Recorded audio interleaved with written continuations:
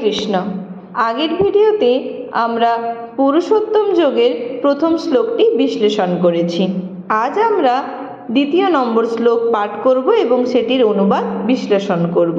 যদি কেউ আগের শ্লোকটি দেখে না থাকেন, আমার চ্যানেলে গিয়ে অবশ্যই প্রথম শ্লোকটি শুনে নেবেন।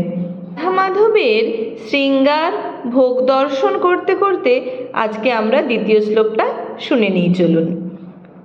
অধশ্চর্ধং প্রসিতাস্তস্য শাখা গুণ প্রবৃদ্ধা বিষয় প্রবালা অধশ্চ মূলান্য নুসন্ততানি কর্মানুবন্ধিনী মনুষ্যলোকে।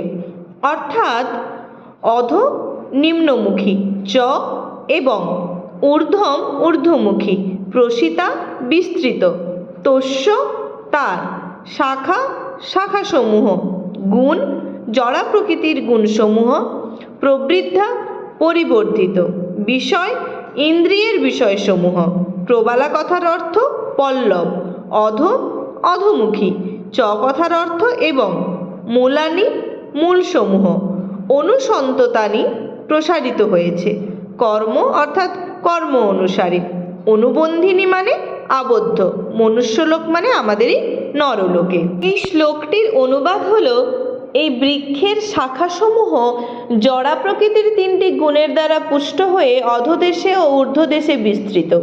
জড়ীয় বিষয়সমূহই এই শাখাগণের পল্লব। এই বৃক্ষের মূলগুলি অধোদেশে প্রসারিত এবং সেগুলি মনুষ্যলোকে সকাম কর্মের বন্ধনে আবদ্ধ। প্রথম শ্লোকের সেই অশ্বত্থ বৃক্ষটির বর্ণনা সম্বন্ধে এখানে পুনরায় ব্যাখ্যা করা হয়েছে। তার ডালপালাগুলি চতুর্দিকে ছড়িয়ে রয়েছে। এরা সব শাখাগুলি নিম্ন স্তরে অধিষ্ঠিত এবং উচ্চস্তরে রয়েছে দেবদেবী, গন্ধর্ব আদি উচ্চস্তরের সমস্ত জীব। বৃক্ষ যেমন জলের দ্বারা পুষ্ট হয়, তেমন এই বৃক্ষটি পুষ্ট হয় জড়া প্রকৃতির তিনটি গুণের দ্বারা। কখনো আমরা দেখি যে জলের অভাবে কোনো কোনো জমি অনুর্বর, আবার কোনো কোনো জমি খুব উর্বর। তেমনি জড়া প্রকৃতির গুণের মাত্রা অনুসারে বিভিন্ন জায়গায় ভিন্ন ভিন্ন রকম প্রাণীর প্রকাশ হয় এবং এই বৃক্ষের ছোট ছোট ডালপালাগুলি হচ্ছে ইন্দ্রিয়ের বিষয়সমূহ।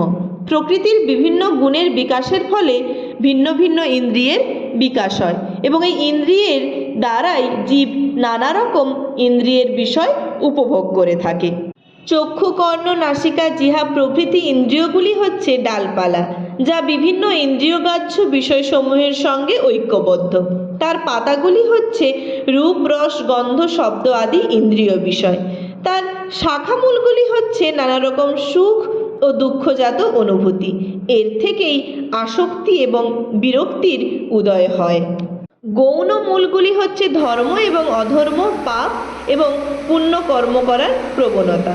মুখ্য মূলটি আসছে ব্রহ্মলোক থেকে এবং অন্যান্য মূলগুলি আসছে মনুষ্যলোকের বিভিন্ন গ্রহ থেকে।